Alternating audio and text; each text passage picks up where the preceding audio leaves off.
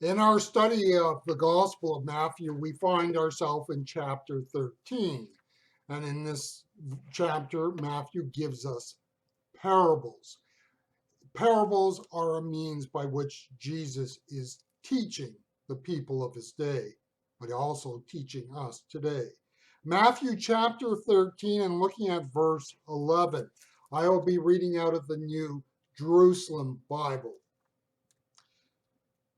Then the disciples went up to him and asked, "Why do you talk to them in parables?" In answer, he said, "Because to you is granted to understand the mysteries of the kingdom of heaven, but to them it is not granted. Anyone who has will be given more and will have more than enough, but anyone who has not will be deprived even of what he has. The reason I talk to them in parables is that they look without seeing and listen without hearing or understanding." So in their case, what was spoken by the prophet Isaiah is being fulfilled. Listen and listen, but never understand. Look and look, but never perceive. This people's heart has grown coarse, their ears dulled.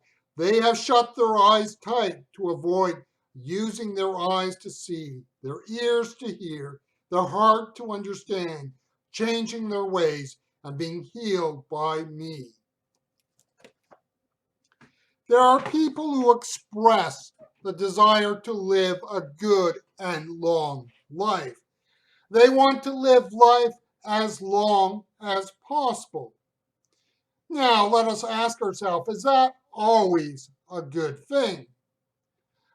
We can hear stories of people who reach 100, 105, 110, or maybe even more, and go, that is what I want. Is that necessarily a good thing? Now, understand, I'm not trying to rush anybody off this earth at all before his or her time.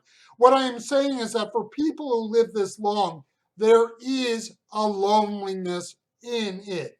You see, they come from a time, and in that sense, a place that no longer exists.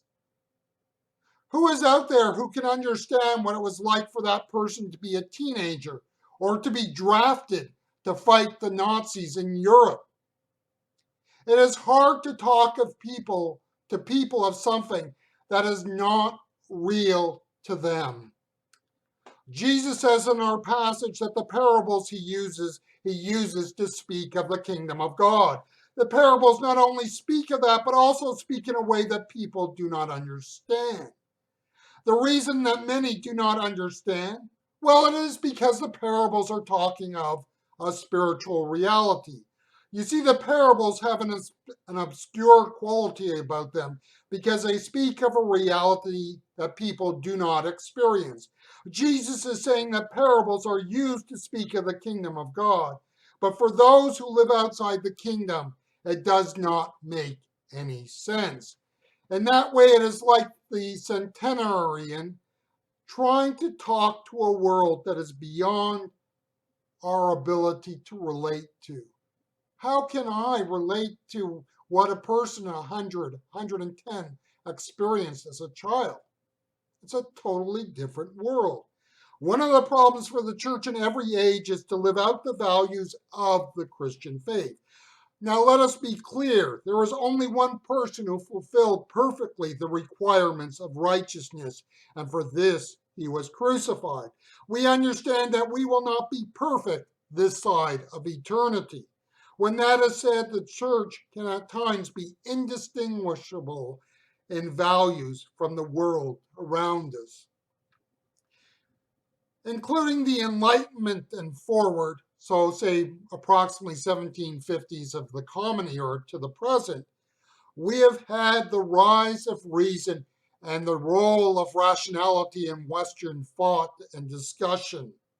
The church is not immune from this larger cultural milieu and environment. We have in the last 2 centuries been very good at creating a rational and reasonable understanding of the Christian faith, which puts the emphasis on reason and not righteousness. It is not, though, enough to know the faith rationally if we do not embody the values of that faith. Jesus did not come to earth to simply create a new religion. Jesus did not get crucified because of mere doctrinal differences. Jesus came to call men and women to an authentic humanity that only can be found through faith in Him. This authentic faith is not found in the life that we find in this earth.